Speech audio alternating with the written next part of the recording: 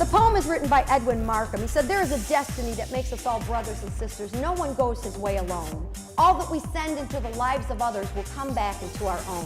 That is such a great poem for people who own their own business. Hello, we're back with Yvonne Conti, and she's just going to tell us more about her career and how she made that transition from comedian to public speaker. Yvonne, so you were telling us about some of the different jobs you did while you were a comedian. Right. How did you, at that point, did you think you wanted to stay a comedian forever, or were you looking for that next move? You know, I was thinking that, this is clearly my niche because it was easy to make people laugh. It was easy to get a standing O. So I thought, well, this is what God made me to do. But I wasn't making any money. And in the process, I lost a lot of my belongings, and it was a desperate situation financially. So I was, I'm a very faithful woman, and I was praying, Lord, what is it you want me to do? Clearly this is something I'm good at, but what do you want me to do? How am I going to make ends meet? And I got a phone call from a woman who thought I was a motivational speaker about humor. What made her think that? She must have talked to somebody at work who said, "Oh my God, this woman is hysterical. You have to have her come to the office." So she just thought, "Oh, maybe she's I don't know." She never explained it to me. And I didn't say anything to her because I needed the money. So I was going to be whatever she asked me to be, pretty much. And so she called, and I thought she wanted me to do stand-up, so I got my book out, to book it. And in the process, she said, "Now you're going to talk about how humor relates to our health and how it helps us to communicate and work as teams." And I said, "Absolutely. What else do you want me to talk about?" I said, "I try to tailor all of my talks to the individual group. So what else do you want me to talk about?" And she pretty much wrote my outline for me. I got off the phone. I went to the library. I took out every book I could find on humor, laughter, joy, communications, teamwork, business, anything to do with the office, and put together a 20-minute program. And then I, weaved in any of my jokes that worked with the point I was trying to make as a speaker. And I went, and it was amazing. I mean, there were 100 people there from 100 different groups. It was the fundraising executives of this particular town. And I got a standing ovation, and they loved it. Well, they loved it because at that time especially, business people were not used to having fun at a meeting.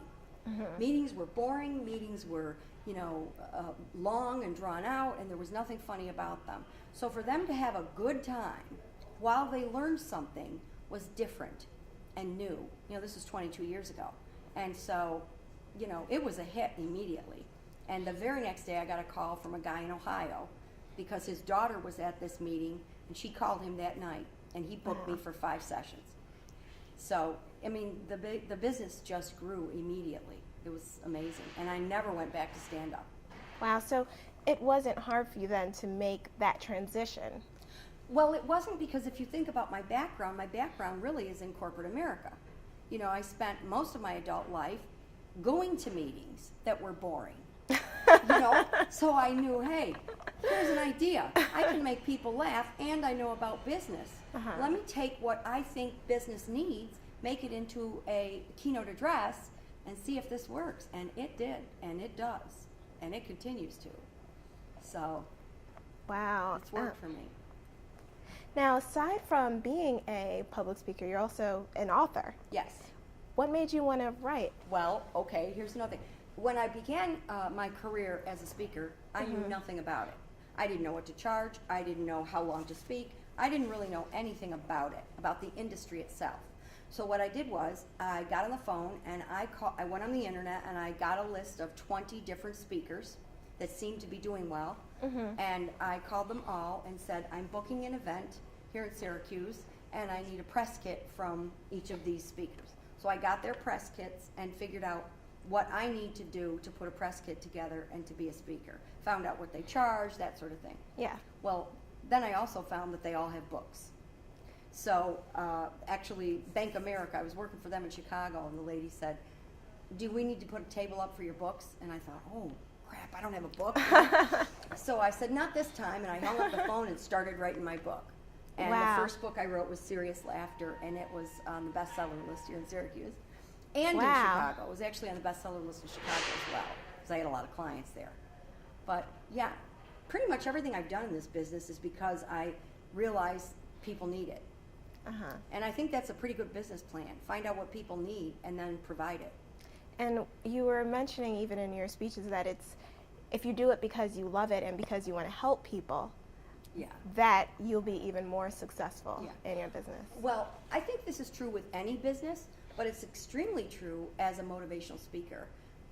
If you just go out there and get on stage because you like the glory or because you like the status or because you like the money, you may be successful for a while, but you will not be successful for 20, 30, 40 years. You'll only be successful that way if you really truly care about the content that you offer and you're trying to help people. Because the main job of a motivational speaker is to help that person who hired you to make a better culture at the office. So now they call me a corporate climate expert. Wow. Culture expert or something like that. Yeah, the climate in the corporation. You know, how is it? Have you ever worked somewhere where, you know, you walked in and you just were like, oh my God, I can't stand these people. You know, you don't want to work there. And so it's my job to make it so that everybody loves to come to work, can't wait to get there, don't want to leave at night, and is friends with all these people, and they party on the weekend. That's my job. Is that not an awesome job? Sounds awesome to me. And so that's what I do. Wow. Now, Yvonne, one thing that I read in reading some of your books and just listening to you is that you have to feel confident in your work, you know, and in yourself. Yep. So when we come back, I just want to talk to you about how people can just develop that inner confidence and to believe in themselves. Okay, great. Okay. So don't touch that dial. We are going to be back with Yvonne Conti. We want to do business with happy people. I don't think that, you know, it's a beautiful day in Syracuse. You got the day off. You look at well, which one of my miserable friends should I call today? Spend time with.